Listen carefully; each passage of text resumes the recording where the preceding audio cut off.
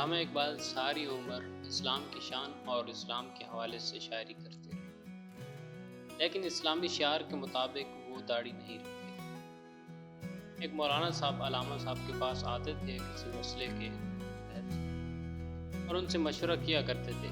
مولانا صاحب دراصل اپنی بہن کو وراثت میں سے حصہ نہیں دینا چاہتے تھے اور علامہ صاحب کو بھی ان کے کیس میں کوئی دلچسپی نہیں تھی،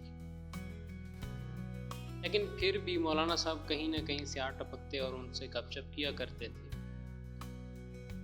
اور اکثر ان کو مولانا صاحب یہ تلقین کیا کرتے تھے، نصیحتیں کیا کرتے تھے کہ ان کو اسلام کے لیے کیا کرنا چاہیے اور کیا نہیں۔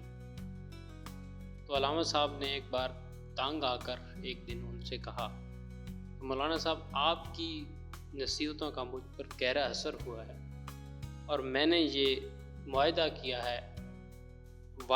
ہے کہ آپ سے معاہدہ کروں۔ یہ بات ٹھیک ہے کہ اپنی جگہ بجا ہے کہ اسلام کے مطابق ایک مسلمان کے چہرے پر داڑھی نہ ہونا غلط بات ہے، لیکن یہ بھی غلط بات ہے کہ اپنی بہن کو وراثت میں سے حصہ نہ دینا شریعت کے خلاف ہے۔ تو آپ اپنی بہن کو وراثت میں سے حصہ دے دیجیے اور میں داڑھی رکھ لیتا ہوں۔ لائیے ہاتھ۔